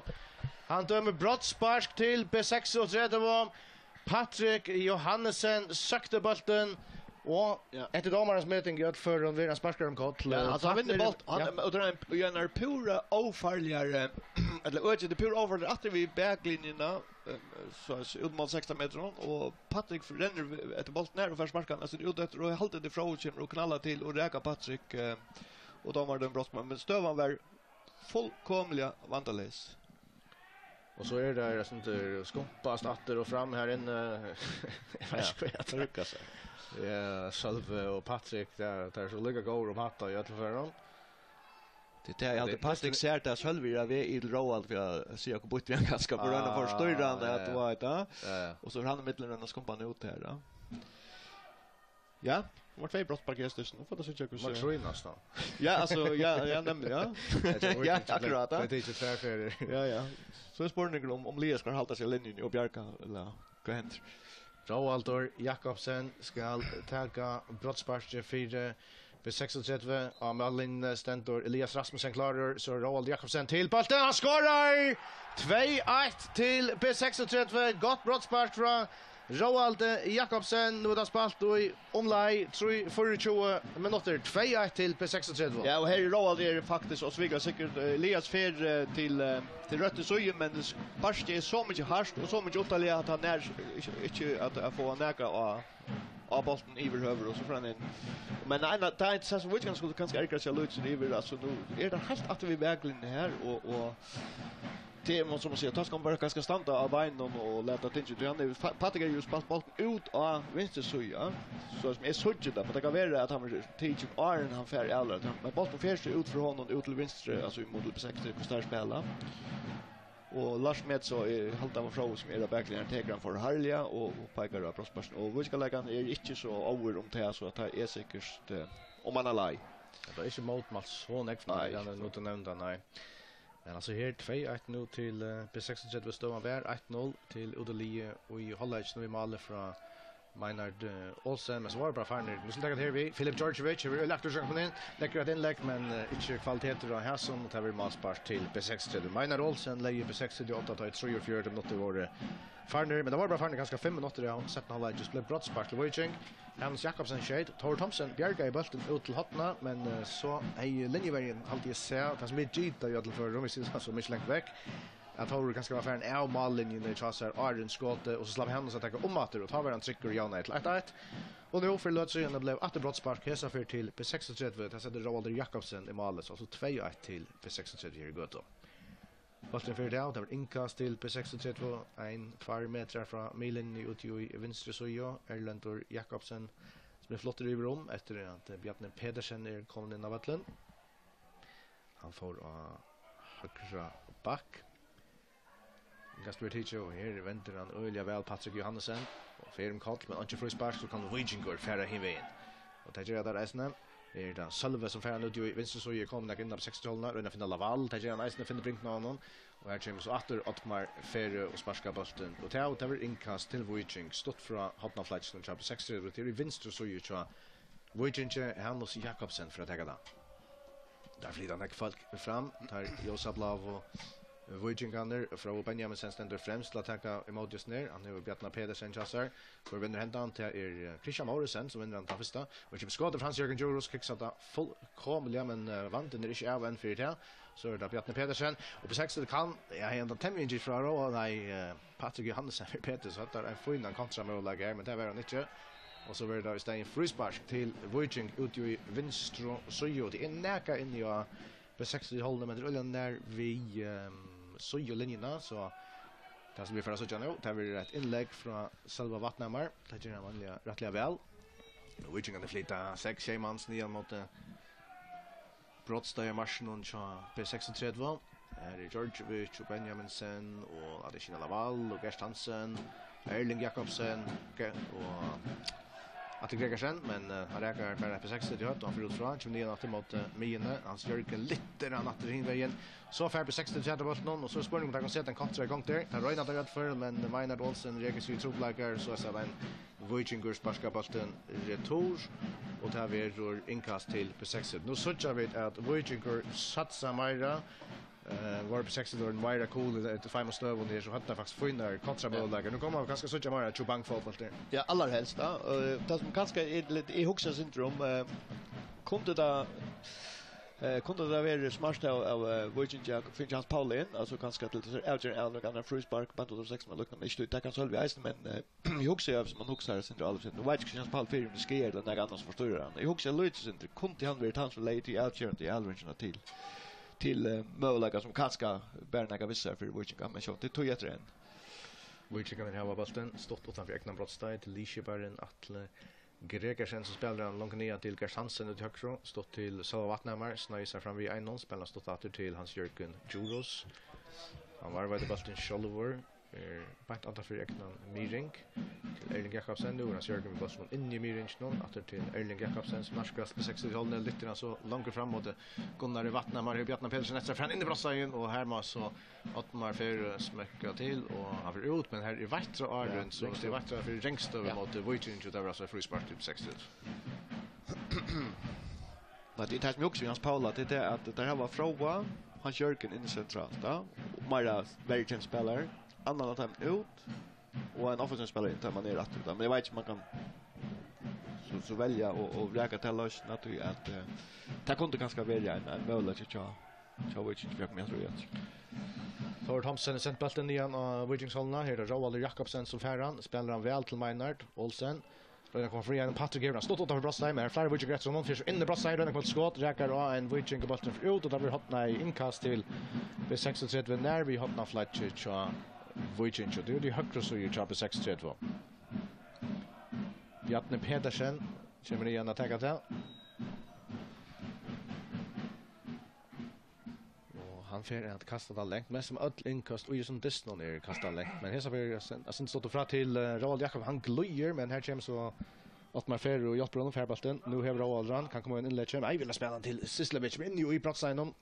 Här har vi ju gett så lägger han en fyra men räcker han en just själv och eller hin och nej tar vi nog ett hotna spark till B6 och 3-2. Han kommer inlägg från Bjarne Pedersen som så rakte och en Wiching och det ser ut som att själva fick en liten snott här men han kommer på en jätter.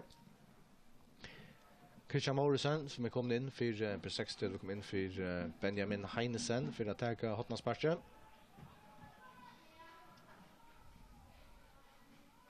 Så skulle det här för komma kvarja löten till för att komma nu det kommer tatt in att mal någon här Elias Rasmussen och Johan Heldra som bollen och väl Malverin Cha Voichinger kan välja gärna göra en shutdown. Gerst Hansen bjöd sig till till Rudlhan och han spelar bollen långt igen till Laval som har några platser på 16. Kjell kommer på platsen. Georgievich fan ut i högra sida. Han är väldigt öliga fruktsled låt så han kom in. Han har bollen in i brottstein och nära ut i högra sida för om man mot backlinjen vill gärna lägga 4. Här är Erlander Magnusson lägger fram 4 och Laval skorar till 2-2. Men vi må bara säga ett fantastiskt avryck. Ja, Filip Georgievich helt ena standard han blev vi han varvade bollen tajmade perfekt och tog han över tog och plats till det och så är kvaliteten fantastisk så i Lavaller perfekt inlägg och Georgievich har ju spalt väl ut i kanten när går väl jögnen men kvaliteten eller ganska inlägg någon har kanske inte varit men nu här som för någon är inte det att ett perfekt inlägg är här och Laval ja taverer som många sagt en avgränssport här som för något han ångar trubblagar att placera han tar bollen där utan i behöver några möjligheter att ta det Björk akkurat oss ner. 2-2 här i Göto och i mitten på 36 och Voiching och vi kan tänka till alla fisk på 60 för att på vägen Patrick Johansen som inne brottstein skjuter men för näka vi så inne av mål och kanske vi säga efter här nu tar man för vara cirka kvarter alltid efter av det någon här 2-2 i mitten på 36 och Voiching ser underhållande det men vi pratar mål kommer jag nästan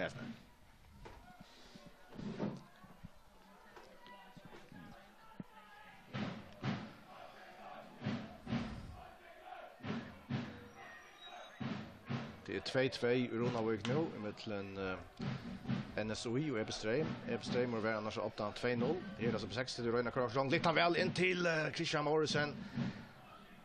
Det är den nervös man ser forward typ som det är här så vet att en del go boll från Roald Jakobsen. Det manglar kanske en sån. Och kanske Christian är inte den starkaste luften ja men alltså aldrig får in där men det är inte akkurat hans allra bästa till luftspelen här men akkurat Lutsen det ganska över. Andreas Eriksen till Maynard Olsen och han ger nästan som han lyster ju som det någon fler fram vid Einon. Och man högre till Bjartna Pedersen. Stått till Christian Morrison och han lägger han i 4. Och för så! Oj, stora målläge till Patrick Johannesson, en risa målläge och för jag ser som han ska skåra. Ja, ska han räcka så mitt av Elias men if jag får arbeta här att slå Christian Lustspel till så starka men då var volt ner hjörna och lägger han fläda boll in som så ända jag Patrick och han är mitt för mål och han plockar till men räcka så mitt av målmannen. Sen det så innan så tycker vi inte han finns för att boll och kanske skuld till han har lagt för 6-8 i hans förnär.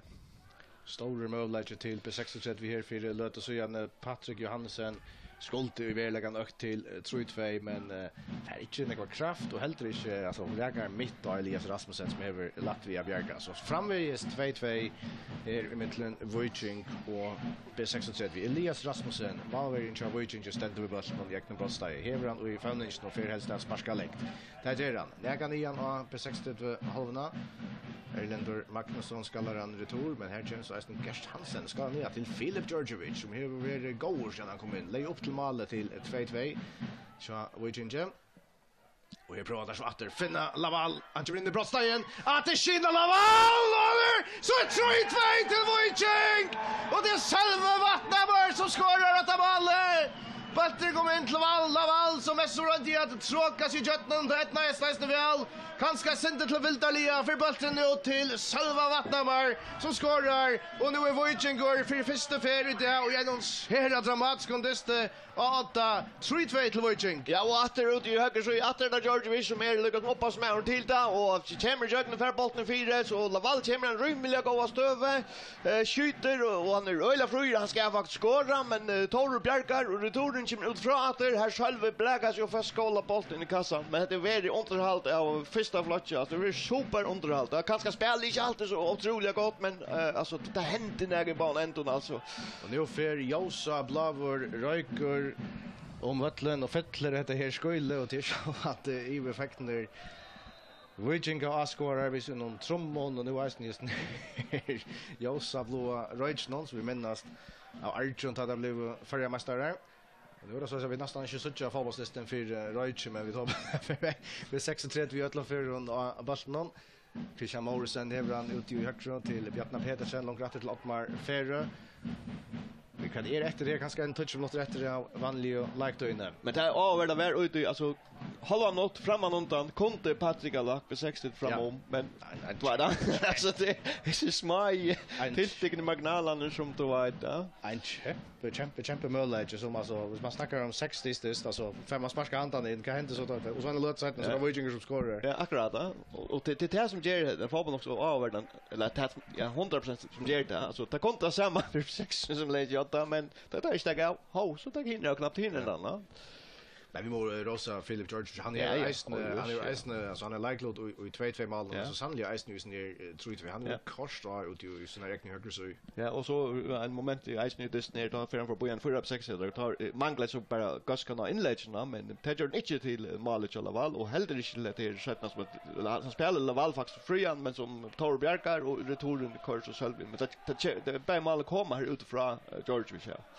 Det är alltså 3-2 till Wojcik för att målet kommer i Ärstand Dagnora.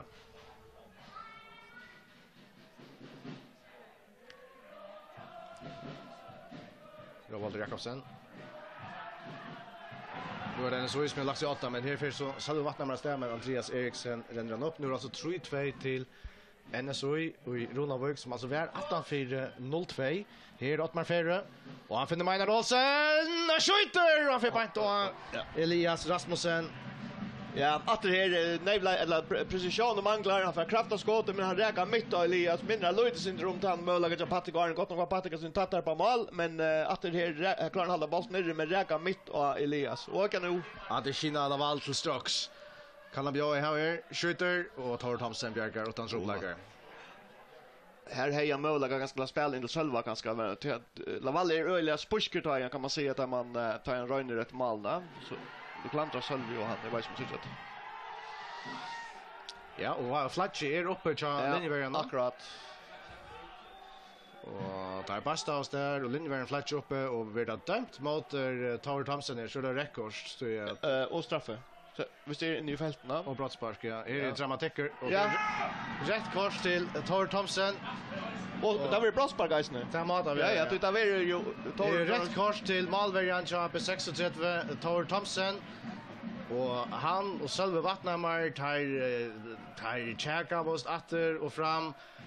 Och så är som jag sa att jag huggt detta av en lite center av kontakt. Linjevägen kör Fletcher upp och ja, man värderar att han har gjort mer än i alla fall för någon till att det är akkurat rätt kors och brottspark men jag vet inte om du huggt detta men det sa inte ut lavera. Nej, det första som händer att han tar kom jag så att jag vet inte om Sölve det om benen och Tore eller leder som om och så nu gick det och så reser Sölve sig upp och så kommer Tore ut och så räcker han kanske klaskar lite till han. Nu gick det. Hade jag huggt detta.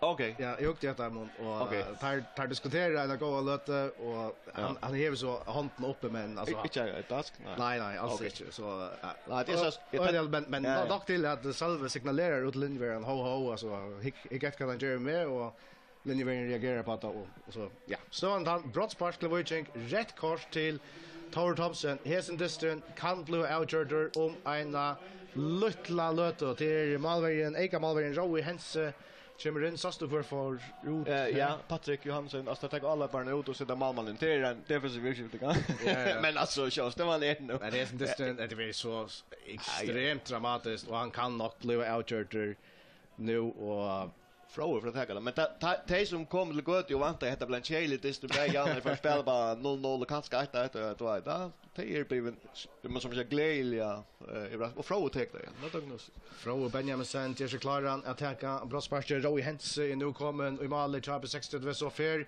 frågor Benjamin Sent till bollen och han skorar 4-2 till Wojciech och Etoria Sia nu på 63 bara häver touchspelare av Atlant att det är segersmål i det man ska gånga det sig ånga då det vi har upplevt såna glöj just ner det någon men är vart att Wojciech tar tror steg här och så han det en också tolja men störst fet emot att ändå vinna förmästret. Ja, helt klart och det är väl kanske att den skarpaste bilen så var i lötne att han en tjejtester där det var vunnen på 16 kopplar här och det så alltså en goda löte till av 6 sekunder för att stäva vid team stin och just ner och ringa så för det.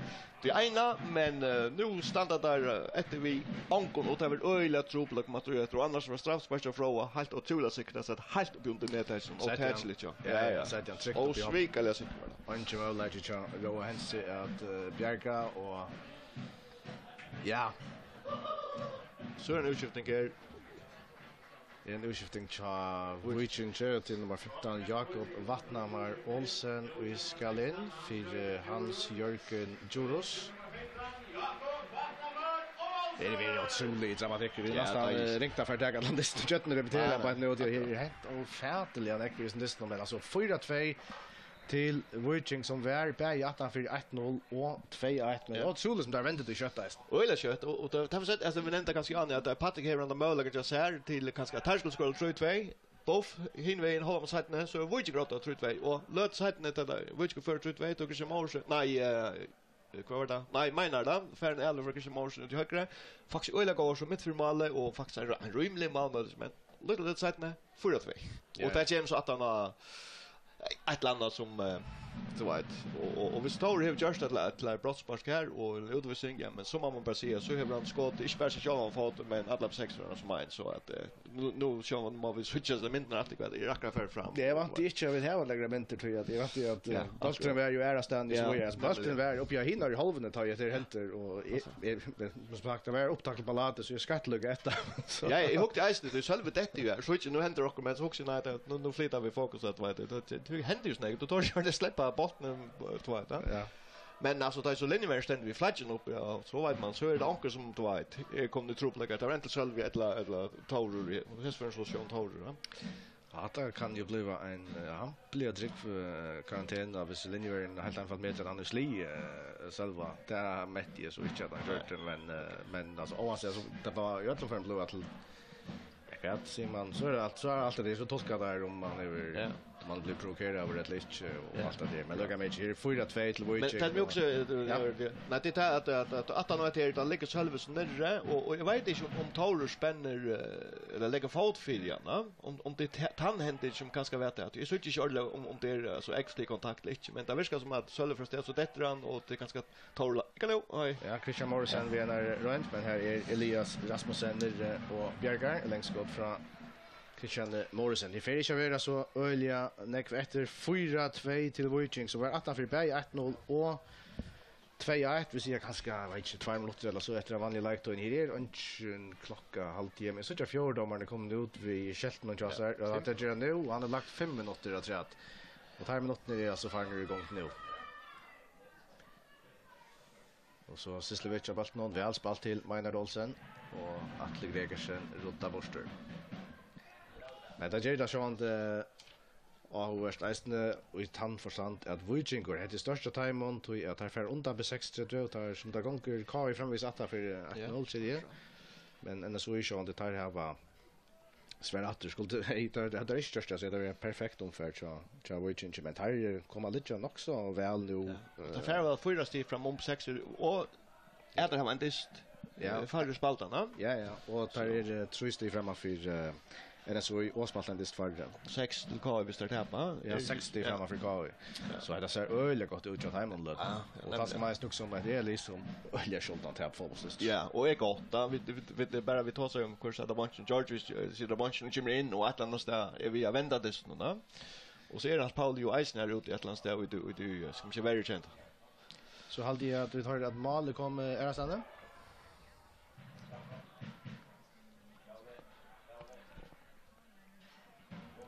Och hever jauna och skala och A-skala hör du nu?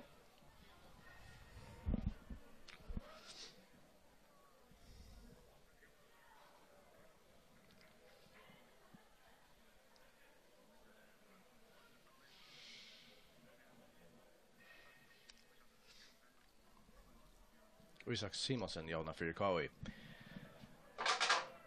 Det är bara Wojciech alltid som ränner för köra tøyna heim til for å vinne den listen. Tar jo 8-4-2, tar spiller løtene vi 11 imot Tuccio, Malvergen kjøper 60, Taurur Thomsen utvuster vi Reion Korste, for at vi og nasker vi Selva Vatnammer og tar vi bølteren, altså alt 3 meter fra dem. Tar Jinky etter og i Brostein, og man kan så eisen si at alltså rutinerade av spelare som Sölve han rent bara ganska att Estra Torres inte ganska isne och så naivt av en spelare som spelat så länge Tor Thomson jag gör något så bort. Ja, och man kan se att det blev det avgörande ja att det blev det ju ser 4-2 och en med minne så väl det så länge så tror ut så ser man väl och huxar upp 6 kommer la för Reina kommer tror jag men nu blev det så öliga trouble chat med touch manna och 2 mål att han för.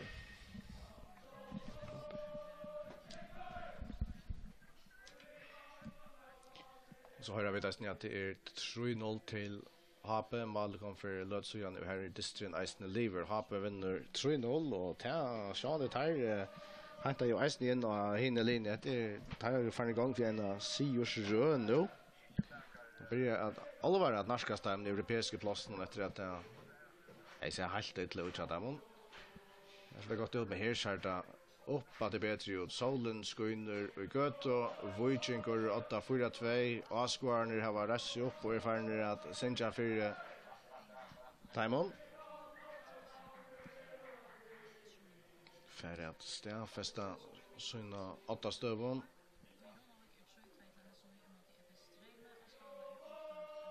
Joey Hense till till Masparcher. Ja, det är då framvis 4-2 till Viking emot B36 och här synja Viking Asquarner för Synon spelar on läge är gott och kanske där kunde öka om lastna här att Kina Laval kommer in och i B60 brottstein när kunde vänster så kommer att Marfero här och tacklar han färbollen av honom. Christian Morrison till Roald Jakobsen. Sislevic för han knär i halva men här omtryder av Viking.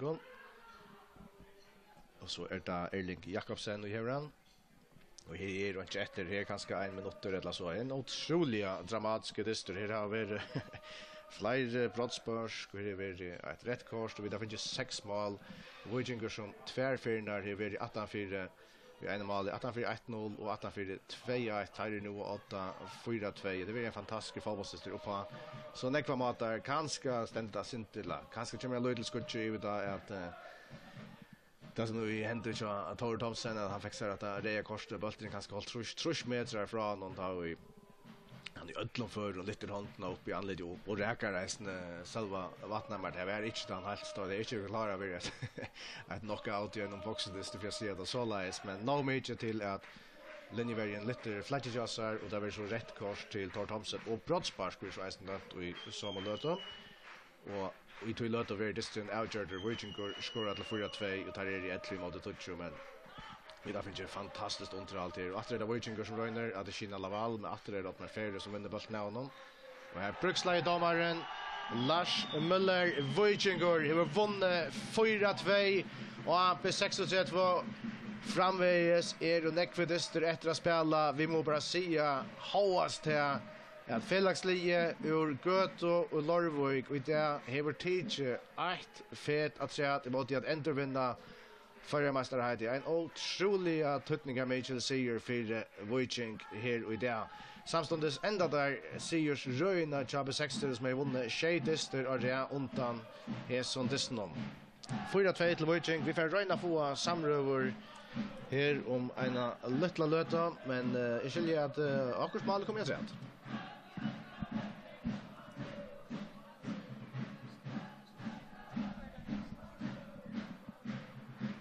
nu har vi då skalla är KOI har vunnit eller vunnit tar skora till 2-1. Så alltså 2 mål och i tøyene som domaren har lagt att säga från skalla.